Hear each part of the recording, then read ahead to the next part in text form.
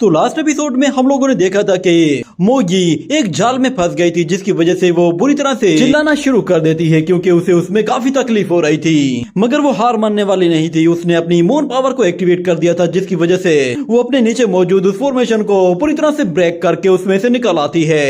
ये देखकर वांग लो भी हैरान हो जाता है और वो कहता है कि इसने इस सील को कैसे तोड़ दिया। और हमें दिखाया जाता है कि मोगी बहुत ही तेजी के साथ भागते हुए हाउटियन की तरफ जा रही होती है और फेंगू टीम का कैप्टन कहता है कि इस फॉक्स ने मूनलाइट का इस्तेमाल करके उस सील को तोड़ दिया। सच में ये तो बहुत ही लाजवाब है। मगर दूसरी तरफ मोगी तेजी से भागते हुए जाकर उस बैरियर से टकरा जाती है, जिसकी वजह से वो वापस से पीछे आ गिरती है। और वहाँ मौजूद जितने भी लोग होते हैं वो सब लोग कहते हैं कि क्या ये फॉक्स यिंग यू मूनलाइट का इस्तेमाल कर रही है। और हमें दिखाया जाता है कि दूसरी तरफ मोगी अपने पंजों के साथ बहुत ही पावरफुल स्पिरिचुअल अटैक कर रही होती है ताकि वो उस बैरियर को किसी तरह तोड़ सके। और वहाँ मौजूद लोग कह रहे होते हैं कि आखिर ये कैसे हो सकता है, इस फॉक्स की म्यूटेशन हाउटियन जैसे लड़के के साथ कैसे हो गई। और इस तरफ हाउटियन ये देखकर काफी हैरान होता है कि इतनी ज्यादा वीक होने के बावजूद भी मोगी बहुत ही पावरफुल स्पिरिचुअल अटैक कर रही होती है, मगर वो अभी भी उस बैरियर को नहीं तोड़ पाई थी। मगर फिर हाउटियन को पता चल जाता है कि उसके हार मानने से कोई फर्क नहीं पड़ने वाला, क्योंकि कावी वो उसे मारना चाहता है और उसके साथ साथ उसका सोल पेट भी मारा जाएगा। वो मोगी से कहता है कि हम लोगों को कुछ भी करके सरवाइव करना ही होगा, वरना हम लोग या तो यहाँ पे बैटल में मारे जाएंगे या फिर वो वाइल्ड डीमन हमें पूरी तरह से खत्म कर देगा। इतने में एक फायर वुल्फ उस पे अटैक करने के लिए आता है तो मोगी वहाँ से हट जाती है। और फिर हाउटियन उससे कहता है कि तुम्हें लड़ने की जरूरत नहीं है, बस तुम खुद को किसी तरह बचाओ। ये सुनते ही वो अपना एक क्लोन बनाकर वहाँ से निकल जाती है। और फिर हमें दिखाया जाता है कि मोगी वो जैसे ही बहुत ही जोर से धारती है तो हर तरफ उसकी एनर्जी वेव्स रिलीज होती हैं। मगर उसके सामने खड़े हुए जितने भी पेट्स होते हैं वो भी काफी ज्यादा ताकतवर होते हैं। ये देखकर काओ ये कहता है कि चलो मैं भी देखता हूँ कि आखिर तुम कब तक अपनी सोल पावर का यूज कर पाते हो। आखिर में तो होना वही है जो मैं चाहता हूँ, तुम अपनी सोल पावर को पूरी तरह से यूज कर लोगे और उसके बाद वो व्हाइट डीमन तुम्हें पूरी तरह से कच्चा चबा जाएगा। और इस वक्त तुम्हारे सामने 10 डीमंस हैं, देखता हूँ कि तुम उनका कैसे मुकाबला करते हो।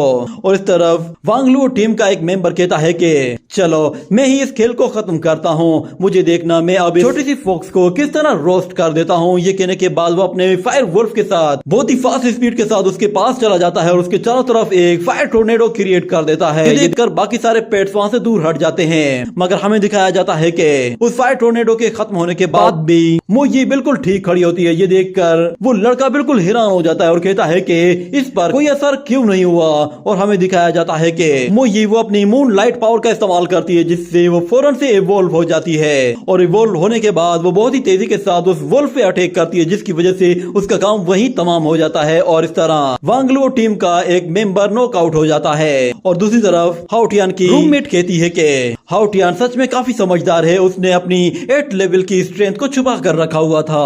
और इस तरफ वांगलो कहता है कि जैसा कि यूजेन ने कहा था इसे हराना इतना ज्यादा आसान नहीं होगा। वो सभी लोगों से कहता है कि हम सब एक साथ मिलकर इससे लड़ेंगे। ये कहने के बाद वो सारे के सारे बीस्ट एक साथ उस पर टूट पड़ते हैं। तो मोगी उन सब लोगों के साथ लड़ने के लिए तैयार होती है और एक एक करके उनके अटैक्स को डॉज करती रहती है। ये देखकर काओ ये भी हैरान हो जाता है और फिर वो अपनी पावर का इस्तेमाल करते हुए हाउटियन की सोल को हर्ट करने की कोशिश करता है ताकि ये खेल जल्द से जल्द खत्म हो जाए। और इस तरफ वांगलुओ वो अपने साथियों से कहता है कि हमें इससे जरा सावधान रहना चाहिए। वो अपने सभी दोस्तों से कहता है कि इस पे दोबारा से हमला करो। तो वो सारे के सारे एक साथ हमला करने के लिए जाते हैं, मगर मोगी उनके अटैक्स को एक एक करके डॉज करना शुरू कर देती है। कोई भी अटैक उसे हिट नहीं कर पा रहा था, मगर क्योंकि वो अटैक्स बहुत ही ज्यादा होते हैं जिसकी वजह से मोगी उन्हें काउंटर नहीं कर पा रही थी और सिर्फ अपनी जान बचा रही थी। और इस तरफ वांगलुओ कहता है कि इस फॉक्स गर्ल को किसी तरह ट्रैप करो ताकि मुझे अच्छा सा मौका मिल सके। ये देखने के बाद हमें दिखाया जाता है कि एक इंसेक्ट उस पे बहुत ही पावरफुल नोकीले कांटों की बरसात कर देता है, जिससे मोगी खुद को तो बचा लेती है मगर वो किसी तरह उनके ट्रैप में फंस जाती है। ये देखकर वांगलुओ से कहता है कि अब तुम्हारे पास भागने का कोई भी रास्ता नहीं। और इस तरफ हाउटियन उससे कहता है कि तुम्हें कहीं भी जाने की जरूरत नहीं है। ये सुनते ही मोगी एक पावरफुल पंजे के साथ अटैक करती है, जिससे वो वहाँ मौजूद एक बुल डीमन के सींग को काट कर रख देती है। जिसकी वजह से वो बुल भी और भी ज्यादा गुस्से में आ जाता है और हमें दिखाया जाता है कि मोजी सब लोगों को डॉज करते हुए तेजी से उस बुल की तरफ आगे जा रही होती है और वो बुल उसके पास आते ही उसे अपने सींगों से हवा में ऊपर उछाल देता है, जिसकी वजह से मोजी उस बैरियर से जा टकराती है और फिर वापस से जमीन पे जा गिरती है। इस अटैक की वजह से मोजी को बहुत ही बुरी तरह से चोट लगती है और दूसरी तरफ हाउटियान वो भी बहुत ज्यादा वीक हो चुका होता है। और इस तरफ ये सारे के सारे डीमन जब देखते हैं कि वो फॉक्स वो बहुत ज्यादा वीक हो चुकी है तो वो सब के सब उसके चारों तरफ आकर उसे घेर लेते हैं और इतने में हमें दिखाया जाता है कि मून के चारों तरफ बादल आ जाते हैं। मगर मोजी वो अभी भी हार मानने वाली नहीं थी, वो फिर से उनसे लड़ने के लिए आगे बढ़ती है। और इस तरफ हमें दिखाया जाता है कि काओयी का मास्टर वो अपने साथियों के पास आता है और उनसे कहता है कि मुझे बताओ कि सिचुएशन कैसी है। तो वहाँ पे मौजूद लोग उससे कहते हैं कि हम लोग अभी भी उस ड्रैगन को ढूंढ रहे हैं मगर वो अभी तक हमें नहीं मिला। मगर दूसरी तरफ हम लोग साउथ अलायंस से भी खुद को किसी तरह बचा रहे हैं। ये सुनकर वो मास्टर कहता है कि ठीक है, कोई भी जल्दबाजी करने की जरूरत नहीं है और वैसे भी मेरे पास काफी टाइम है, मैं जाकर जरा अपने उस व्हाइट आई डीमन को देखता हूँ कि वो कितना ग्रो कर चुका है। जैसे ही प्रिंसेस यहाँ पर आएंगी तो हम लोग फौरन से उस व्हाइट आई डीमन के पास जाएंगे और उसे अपने साथ डीमन आइसलैंड लेकर जाएंगे। ये सुनने के बाद वो लोग दोबारा से सर्चिंग के लिए चले जाते हैं और इस तरफ हमें दिखाया जाता है कि मोजी वो एक जबरदस्त पंजे के साथ हमला करती है जिससे वो उस बुल डीमन को बुरी तरह से पछाड़ देती है।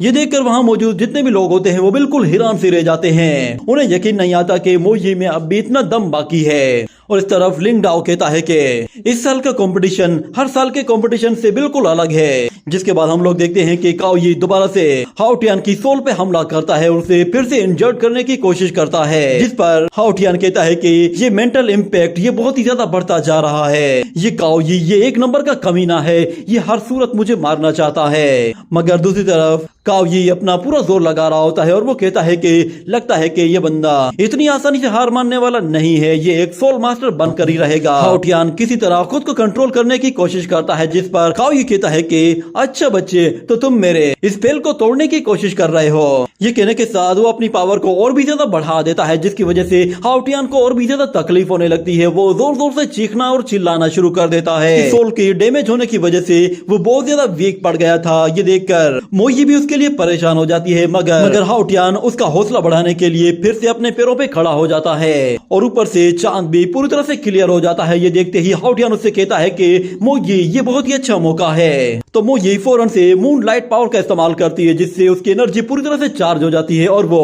अपनी एनर्जी चार्ज करने के बाद जोर से धाड़ने लगती है, जिस पर वो रूममेट कहती है कि ये तो सब लोगों को एक साथ चैलेंज कर रही है। और इस तरफ हाउटियान वो भी जोश में आ जाता है और वो कहता है कि मोई सब लोगों को एक साथ ही खत्म कर दो, कोई भी जिंदा नहीं जाना चाहिए। ये सुनने के बाद वो सारे के सारे पेट्स जैसे ही उसकी तरफ आगे बढ़ने लगते हैं तो मोई मून ब्लेड का इस्तेमाल करती है, जिससे वो एक साथ दो पेट्स का काम तमाम कर देती है। दोनों ही एलिमिनेट हो जाते हैं और फिर हाउटियान उससे वाइल्ड कैट टेक्निक को यूज करने के लिए कहता है। और इस तरफ हम देखते हैं कि काओयी ये सब कुछ देखकर बहुत ज्यादा घबरा जाता है। उसे लगा कि ये इतनी आसानी से हार नहीं मानेगा। वो अपनी पावर को और भी ज्यादा बढ़ाना शुरू कर देता है, जिसकी वजह से हाउटियान को बहुत ही ज्यादा तकलीफ होती है। मगर इसके बावजूद भी वो खुद को कंट्रोल करते हुए मोई से कहता है कि थोर्न डीमन से खुद को बचाओ।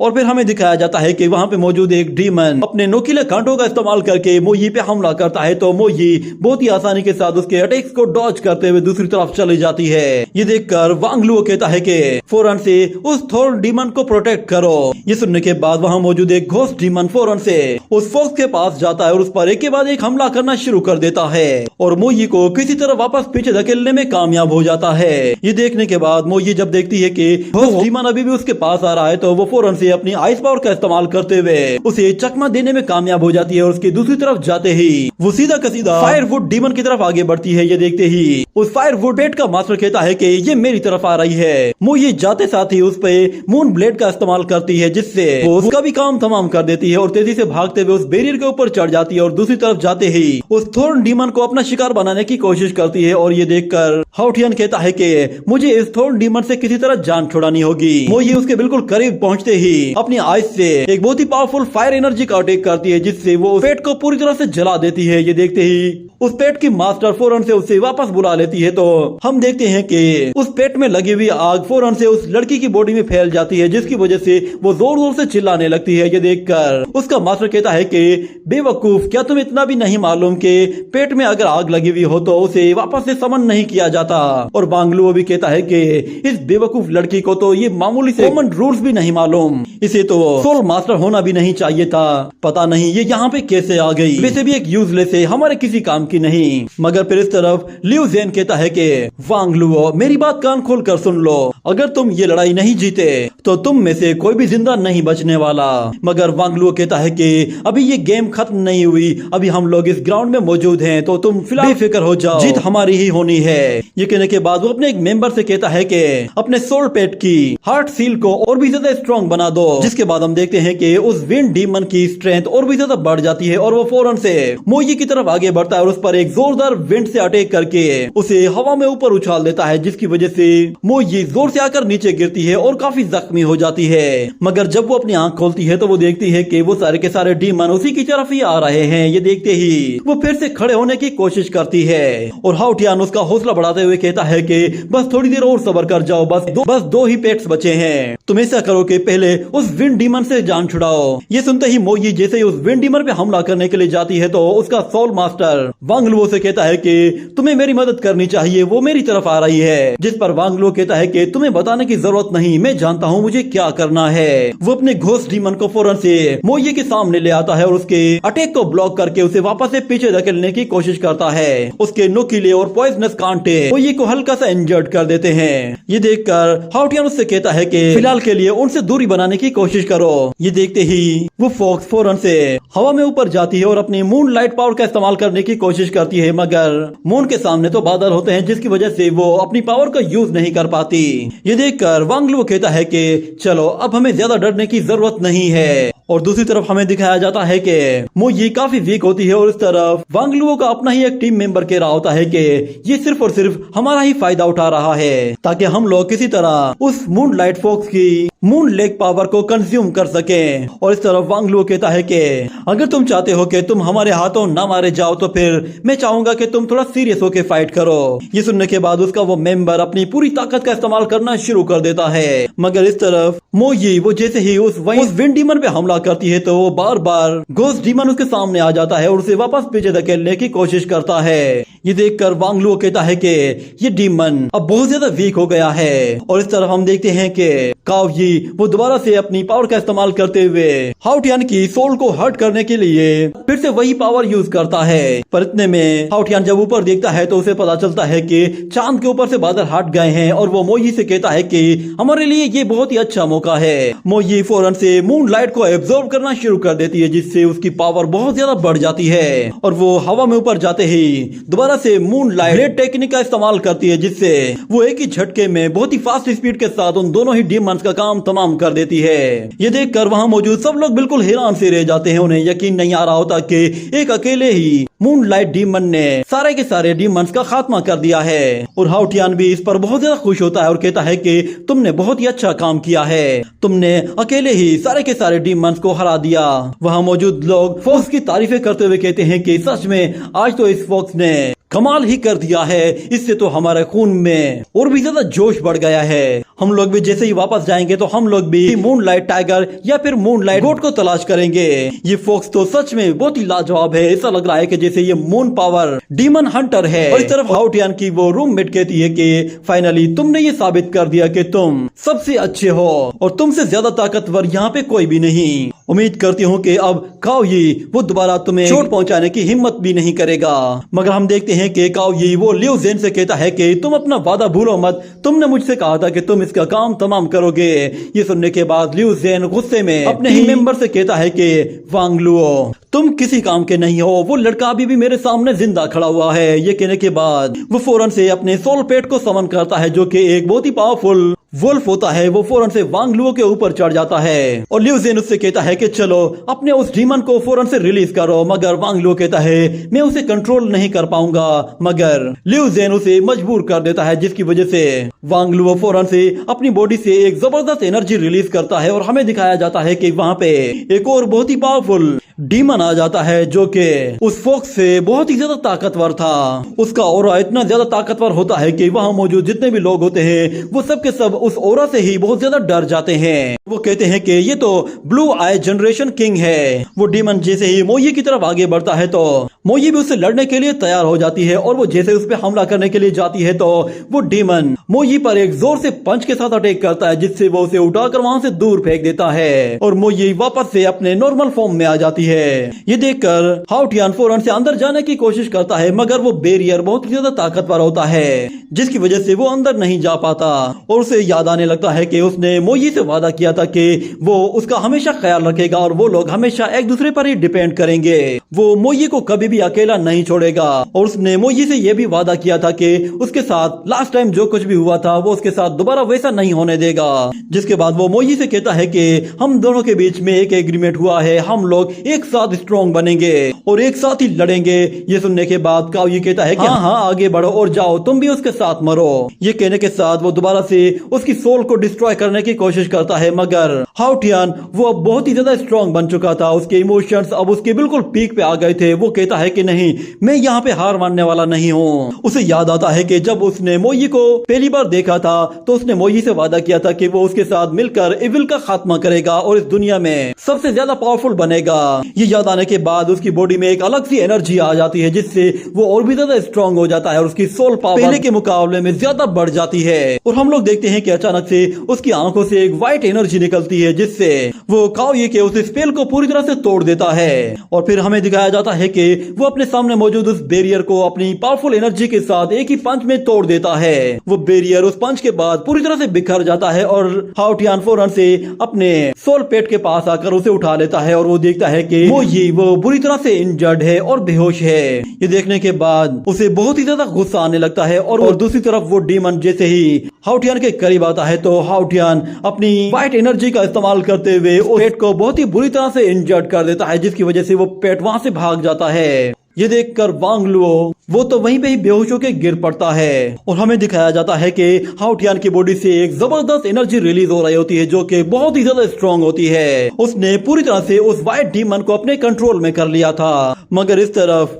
काओ ये कहता है कि तुम्हारी सोल पावर वो पूरी तरह से खत्म हो चुकी है, अब तुम सिर्फ और सिर्फ अपनी स्पिरिचुअल पावर पर ही रिलाय कर रहे हो, मगर अब ये थोड़ी देर में ही खत्म हो जाएगी और वो व्हाइट डीमन तुम्हारी इस स्पिरिचुअल पावर को भी खत्म कर देगा। तो हाउटियान कहता है कि हाँ तुमने सही कहा, मैं तो मरूंगा पर उससे पहले मैं तुम्हारा काम तमाम करूंगा। ये कहने के बाद वो अपनी व्हाइट फ्लेम के साथ उस पर भी हमला कर देता है, जिसकी वजह से काओये की बॉडी में भी व्हाइट फ्लेम्स फैल जाती हैं, मगर वो खुद को किसी तरह उस व्हाइट फ्लेम से बचा लेता है और वो बहुत ही ज्यादा गुस्से में आकर कहता है कि तुमने ये हरकत करके अपनी मौत को दावत दी है। ये कहने के बाद वो अपने सोल पेट को फौरन से वहां से बाहर बुलाता है और हमें दिखाया जाता है कि उसका सोल पेट एक फिनिक्स बर्ड की तरह का होता है जो कि आते साथ ही अपनी बॉडी से जबरदस्त एनर्जी को रिलीज करता है और एनर्जी इतनी ज्यादा होती है कि आसपास के सब लोग बिल्कुल चौंक जाते हैं। उन्होंने पहले कभी भी इतनी ज्यादा पावरफुल एनर्जी वेव्स नहीं देखी थी। और इस तरफ लिंग डाओ वो काओये से कहता है कि ये तुम क्या हरकत कर रहे हो, इस तरह तुम उस व्हाइट डीमन को और भी ज्यादा पुश करोगे और अगर वो बाहर आ गया तो फिर जानते हो ना कि क्या होगा। मगर काओये उसकी बात नहीं मानता और अपने उस बर्ड के साथ हाउटियान पर एक जोरदार अटैक कर देता है, जिससे वहां पर एक बहुत ही बड़ा धमाका होता है और हमें दिखाया जाता है कि वो बर्ड वापस से पीछे आ जाता है क्योंकि वहां पर उसके सामने व्हाइट डीमन आ गया था। उस व्हाइट डीमन को देखकर वो सब लोग हैरान हो जाते हैं और हमें दिखाया जाता है कि वो व्हाइट डीमन अपनी बॉडी से एक एनर्जी रिलीज करता है जो कि उस बर्ड से जैसे ही टकराती है तो वो चारों शाने चित हो जाता है। और वहीं पे हमें दिखाया जाता है कि काओये का मास्टर भी आ पहुंचा होता है। ये देखकर वो सब लोग बिल्कुल खामोश हो जाते हैं और काओये भी बिल्कुल हक्का बक्का रह जाता है, उसके पास बोलने के लिए कोई भी वर्ड नहीं रहता। और उसका मास्टर उससे कहता है कि मैंने तुम्हें कुछ काम दिया था मगर तुम यहाँ पे ये क्या कर रहे हो। तो काओये कहता है कि मास्टर इस लड़के की सोल एनर्जी वो पूरी तरह से खत्म हो चुकी है, अब ये आपके किसी काम का नहीं है, इसीलिए मैंने सोचा कि मैं आपका ये काम आसान कर देता हूँ, इसीलिए मैं इसे खुद मारना चाह रहा था। मगर दूसरी तरफ वो मास्टर कहता है कि मैं जानता हूँ तुमने क्या किया है, मैं सब कुछ अपनी आंखों से देख चुका हूँ। तुमने अपने बर्ड के जरिए इस लड़के को पुश किया ताकि ये व्हाइट डीमन की पावर को यूज करे। ये सुनकर काओये उससे रहम की भीख मांगता है और कहता है कि आइंदा मुझसे ऐसी कोई गलती नहीं होगी, बस इस मर्तबा मुझे माफ कर दीजिए। मगर वो मास्टर उससे कहता है कि तुम्हारी ये दोबारा गलती नहीं होगी क्योंकि तुम ये गलती करने के लायक ही नहीं रहोगे। ये कहने के बाद दो सोल्जर्स आकर उसे पकड़कर वहाँ से ले जाते हैं और वो मास्टर फौरन से एक प्रिंसेस के साथ हाउटियान के पास आ जाता है और उससे आकर कहता है कि तुम्हारी लिविंग डिजायर्स वो सच में काफी स्ट्रॉन्ग हैं। क्या तुम्हारी जिंदगी में कोई ऐसा मकसद है कि जिसे तुम पूरा करना चाहते हो, जिसकी वजह से तुम हार मानने को तैयार नहीं हो? और अगर तुम इस बेकार सी जिंदगी को छोड़कर एक अच्छी जिंदगी जीना चाहते हो तो फिर मुझे बताओ। तो हाउटियान उससे कहता है कि अगर तुम मुझे फिर से वैसे ही 10 साल का टाइम देने वाले हो तो फिर तुम दुनिया में सबसे बुरे इंसान हो। ये कहने के साथ ही वो वहीं पे ही गिरकर बेहोश हो जाता है और उसी के साथ ही ये एपिसोड यहीं पे ही एंड हो जाता है।